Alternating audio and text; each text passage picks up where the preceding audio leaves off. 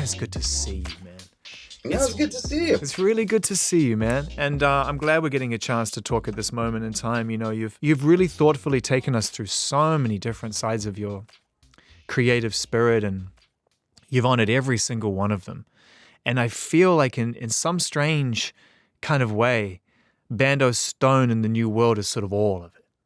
And it's like, hey, I can do, this is all of it. Like, I don't need to be modular here. Like, I can be funny. I can create a great film. I can bring my family in. I can make my best body of work. I can cover all the spectrum of sounds, from the hard and the dystopian to the soft and the soothing and the real.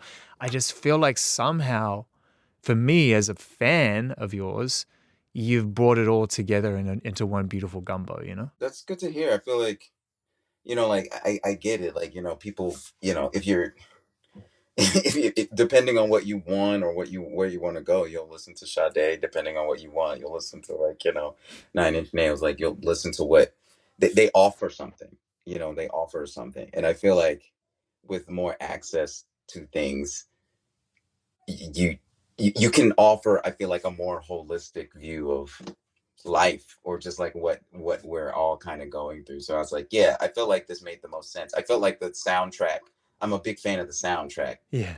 So I felt like the soundtrack allows. Okay, let's talk about the distinction of the soundtrack and how that kind of allows you to explore creativity differently than a linear creative project as Childish Gambino. What does the soundtrack unlock? The soundtrack forces the audience to participate in a way that I don't feel like most things force you to participate. It forces you to have an imagination. because if you put out the soundtrack first, then I already see people being like, this is very cinematic. This must be the part this feels like a credit sequence. All of that stuff allows you to have to participate, which a lot of stuff doesn't ask you to do, which is why I think a lot of stuff feels flat. Yeah. Like, a lot of stuff feels flat because it's not asking you to participate. Art used to be, you had to participate on some level and have like some sort of thought process on it. You can't just be like, oh, this is mid, or like this is bad, or like, flop. It has to be, why do you feel like these characters are angry? But that's why I really feel that we're entering into, and we've known each other long enough to know that, I'm not shy of being, an idealist or an optimist about things. I truly feel like we're heading toward a renaissance to some degree of that artistic acceptance, that idea of accepting, of acknowledging art rather than just passing it over or dismissing You think so? it. I really do. I hope so. I don't. Really What's do. making you feel that way? Because I think a generation of artists were introduced to the idea of execution through this new fast-paced, algorithmic, social media-driven, content-first, just go, right? It's just the music unlocks the other things, and I think the ones that have come out of that and have a journey ahead of them want to tell stories and make music. They're all 24 to 29. They're in a generation where their maturity levels are about to go into a different growth level. They're a generation now in that time frame, and they're making their best albums. And I think that is going to hopefully inspire others to realize that just because you started in the internet doesn't mean you have to stay in the internet. No, yeah. Because of the internet. Nice. Well, that's it. We're done. We brought it all. We brought it all back together, right? I waited 15 years for a 4.5-minute synopsis. I'll take it. So how's life, man? I mean, you put so much into what you do, and I know it's a joy for you, but obviously it comes with work and it comes with real concentration and effort, and there's a lot of balancing things, and then you complete something like this, and it is a very complete picture of who you are. Before we sort of talk a bit more about it, what is the sort of immediate feeling that you get when you realize that you've closed the loop as much as you can on something like a Bando Stone? I remember seeing like the ending of Sopranos and being like, I feel very content. And I know some people didn't feel that way, but I remember watching it. It's like, man, like, I have to make something that makes people okay with an ending like that. And like, that's what, because it made me feel so great. I felt so I guess empowered by that ending because it just felt so true. So I was like, yeah, let me just try and make something true. Can I add something to that real quick? There's a really great band called Japan Droids. These two guys have been making music since 2009. And they just announced that they're putting out their final album, and they put a song with it, and they say, we're saying goodbye, but we have an album to say goodbye with, which I was always harsh on. I'm like, man, just end. I was like a weird, like, it was like a weird rule. And then I was like, no, I love that you're doing this. It's a beautiful thing. But not everybody gets to die on a bed. You know, like not everybody dies on the bed.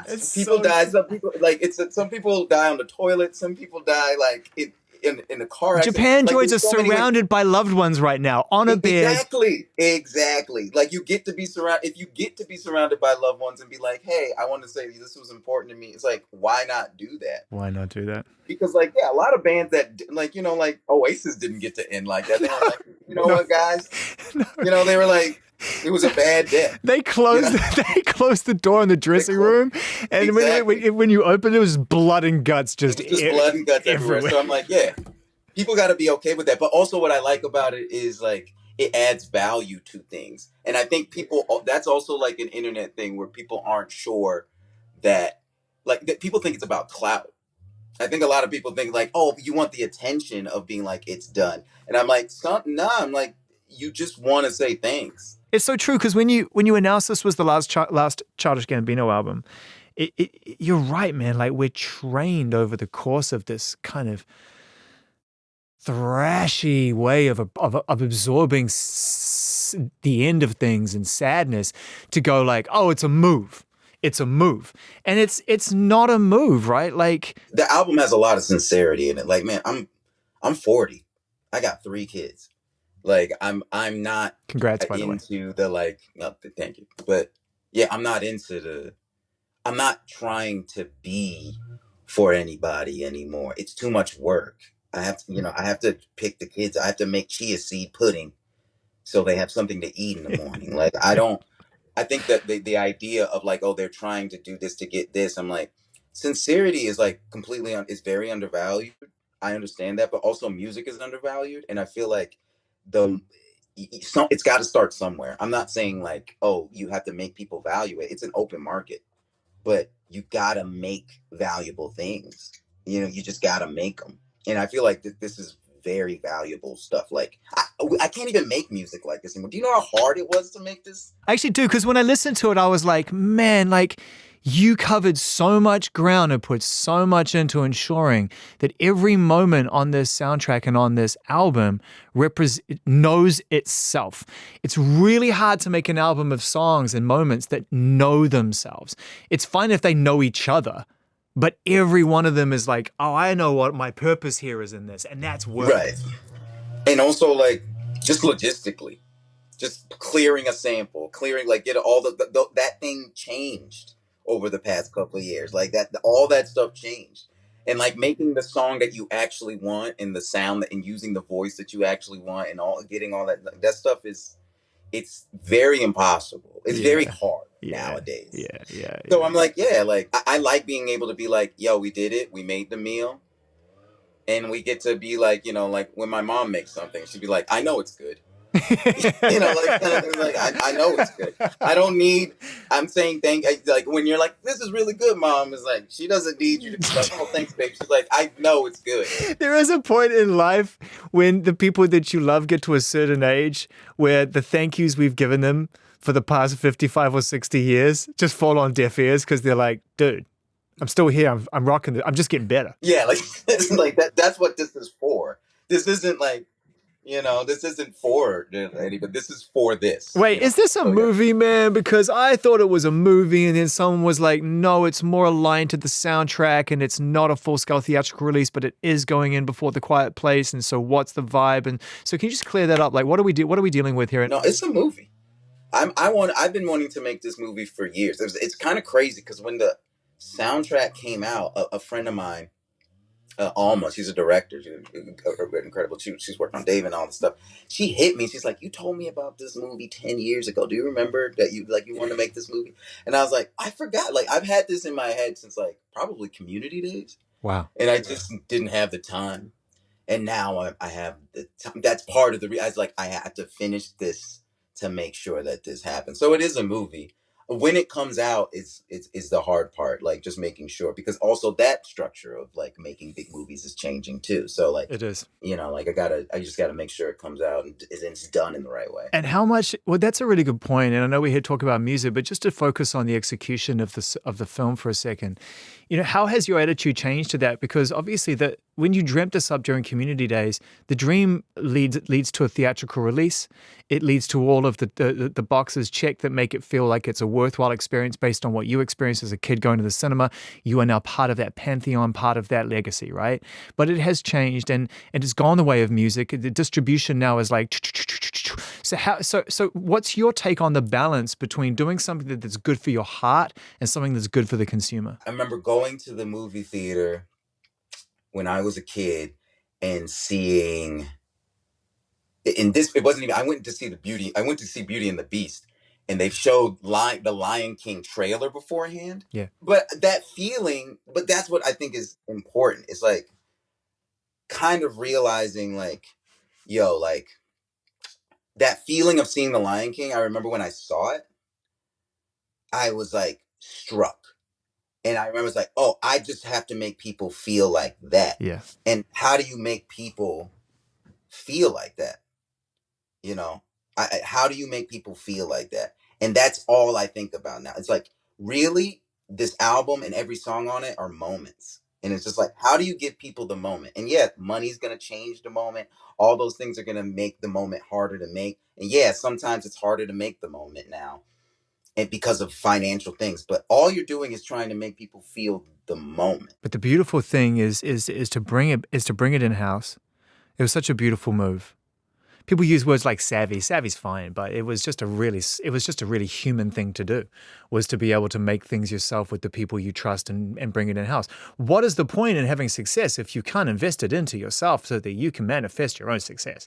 It's like, what do we do with? It's really that. I mean, but also it's like, the process has got to be fun. Like, what's the point of all this stuff? Is like, none of it's what it used to be anyway. None of it. Like Tina Fey used to say this to me, and I loved it. She was like, "Welcome to what used to be big time." Like, it was like a joke. Wait, I'm gonna jump on that. That gets a bomb. That's a that's a great line. By the time you get there, it's always going to be changed anyway. So you can't think of the Grammys as the Grammys, because the Grammys you had when you were 8 is very different now. The machine has changed. All of it has changed, and it does. And we decide what's valuable and what's not, and what's valuable to you. The moment was always valuable to me. The other stuff is nice, but the moment, the somebody being like, I can't, did you hear this? Like that, the first time I heard like Electric Feel, I remember I felt like I was like high. I was like, yo, this song is blowing me away. Those like kind of thing, like this song is those kids, man. They were like kids. They were straight out of college. Yeah. But also showing the video of them making it, I was like, this is wild. Like, but also I'm like, that was very important to me, that feeling.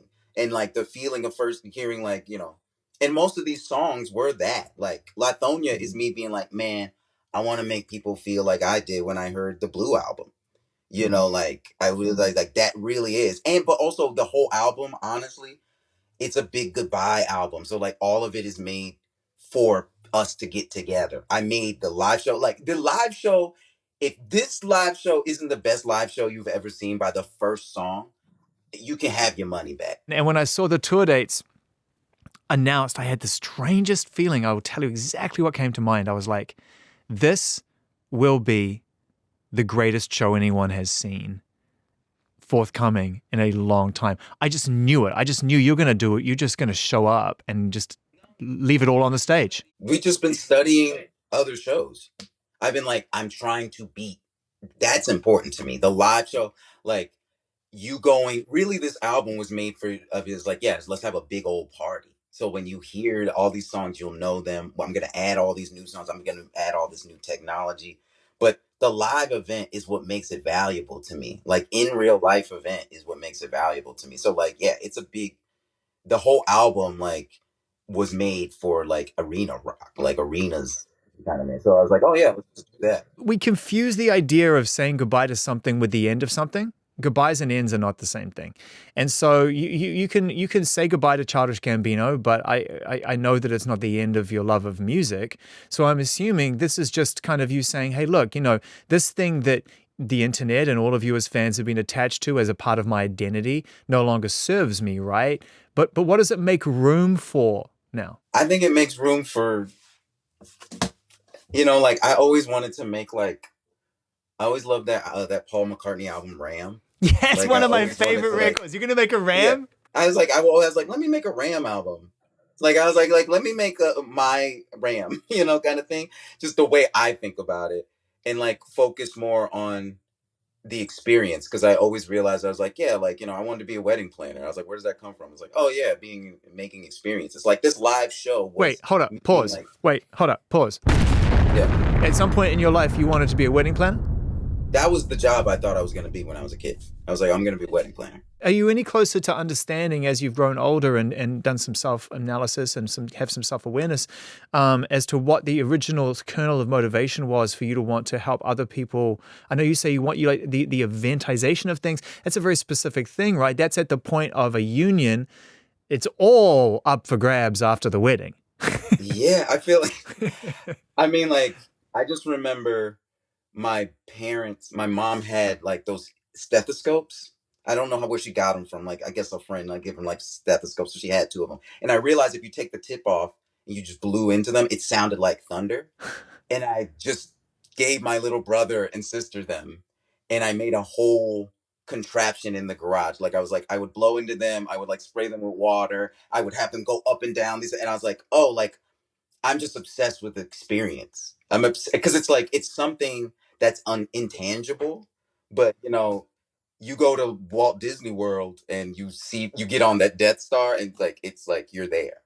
And I'm like, how do you control that for people? Because that's I mean, like all the phone stuff is cool. I like the internet. I think the internet, it can be a great place. Like right now it feels like a mall, but it can be like really cool.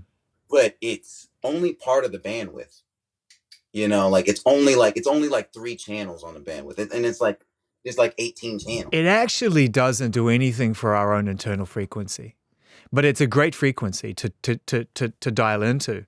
But I found that it actually has no value to my actual frequency within myself. Like it doesn't clear anything up for me. And it's just like, man, I just feel bad for kids, honestly. I feel like not bad, but I'm like, man, when I was 16, there was actually fun stuff to do that was free and cheap. Yeah. Like just like, and I feel like it's so much hard. Like people's like, these tickets are expensive. I'm like, they are expensive. Like this stuff is expensive. You like, had Donald land in the garage with a couple of stethoscopes and a water mister, man. It was going off.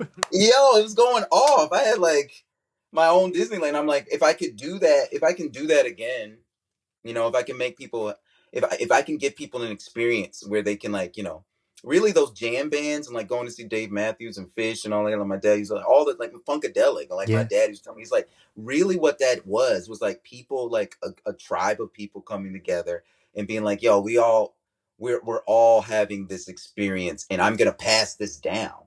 Like I knew people who were like, I'm gonna bring my little cousin to Dave Matthews because like I remember it was a big deal to me, and I'm like, that kind of is what's interesting to me about being like, yeah, like go see, this Pink Floyd, go see this thing, because it's like it was so influential to my upbringing, and it was just like, it was just an experience. But this is what makes you you, because all of that is just wonderful, learned, shared wisdom and advice, and should be applied. And we should try to move through life with that attitude. And then we should also put yeet on as many songs as we possibly can. You with his like feature on this? Do I with yeet? Are you kidding me? I think one of the biggest jokes in music is how people don't understand how great this guy is. He's a workaholic, man. Like he'll make something so fast, like and he'll just send stuff. Like he'll be like, "Yo, what do you think of this?" I was just like, I'm just super impressed with him, and he loves music. Like and he has like a visual. He's a full artist. And the thing is, the kids, man, they love that most people don't. No, they're like, yeah. Keep it that way. Yeah, I know. 60,000 people in Romania going bet are like, we're good. We're Stay good. out. He's the man. Like I really like with his like working with him because we were in Paris working together and like working with him on. I just am just surprised by how resourceful he is. Like with stuff like he doesn't like he was working with. I was like, so what are you using? He's like, he's using all the stuff that comes with the stuff. Yeah. He's not like like getting a like, oh, I need this plugin. Like I was like, oh, he's super resourceful. He's like a he's like a creative prepper. Yeah. He's a creative prepper. Like a creative prepper. Like where he's like, I can do this at any point, at any time. The world could come to an end and I'm still going to get my heat out. His laptop was broken that we were recorded into. Like I was like, this is wild. Like I was like, you're not afraid of losing it? He's like, nah. He's like, if I lose it, I lose it. Have you seen him shooting guns on Instagram? He loves guns. We were talking about that because, like, I mean, like at the end of the day, we're kind of both kind of like country boys. So I was just like, yeah, it was like we were talking about stats and stuff. And I learned a lot about guns on Mr. and Mrs. Smith. So we were talking about that. It's like, yeah, he's just out there. He's like, yo, this does this and that. I was like, I learned a lot actually. We're both kind of preppers. I think about it. It's like it's just like we're just kind of farm prepper types. You're like a bougie prepper. I am. I mean, like, well, I feel like the bougie part is like I know what I like. Because, like, here's the thing, like, if you can grow your own strawberries, that is bougie, but it is also prepper. It is. Like, it is kind of both, where it's like, yeah, it's just nice to have your own strawberries. But at the same time, if you know how to do it, if you actually know how to do it. Yeah, it's like natural bouge. But also, everybody can do it. Everybody can do it. Now and be like, how do you do this? I'm really happy you're saying goodbye, Childish Gambino. I know I'm probably going to get cursed out for saying that, but you did the damn thing. And, for me, it's got a lot wrapped up in it. It's got a lot of amazing music. It's also got some frustrations through projects and things that I know you were searching for, you couldn't find at the time. And there's just a lot of life wrapped up in Childish. And I think the character did its job. And I'm really excited to see this film. I love that you worked with your son. I'm very family orientated, as I'm sure by now you know, and and I'm very, very focused on beautiful roadmaps and roadways for the people that I love and the people I care about. And it must have been really rewarding for you, just to see him even at that young age develop his own voice and his own path. And because even in the trailer, man, you can tell like he is in character. He is 100% in the moment. And just as a director, but also as a parent, it's got to be one of the most rewarding things ever. I really was like, not that the acting and stuff was a bad path, but I wanted him to do whatever he wanted. Exactly. I always just remember like, do whatever you want. And like, maybe you'll be a soccer player. And I remember we signed him up for soccer and he was playing soccer and he got the ball finally and he's kicking it. And we're like, oh, go, go. And he, in the middle of a play, goes, and like pretends to die. And I was like, oh, he's an actor. Oh my God. I was like, he's an actor. It's done. He's not gonna be coding. He's not gonna do any of that stuff. He's not gonna be a mathematician. Can I just ask, did the coach, who was probably the dad, he just looked at me and I was like, he's an actor. I'm sorry. We'll get him out. It's not a real coach. It's a dad. Dad's got to get to know dads, but he's also got to play coach. He's got to take you guys aside and just be like, look, he's not cut out for this thing, but he's not going to do this. And I was like, oh yeah. You're right. He can do, but that's, I think the feeling you want to instill is like, you can do whatever you want. But I was like, oh, he has stories, in him. Of course he does. And he wanted to do this. Like, it's like, because I'm like, really, like, as parents, we're like, you don't have to do any of this. But he wanted to. And he's really in the pocket on that song. I was like, yeah, he sounds amazing on it. Yeah, like, I was like very impressed. There's a line in the trailer, if you haven't seen it, which sums up, I think the Childish Gambino career beautifully. And I think is a nice way for us to pause here, which is, I can sing. You're useless. And it's just the most. Yeah, I love that.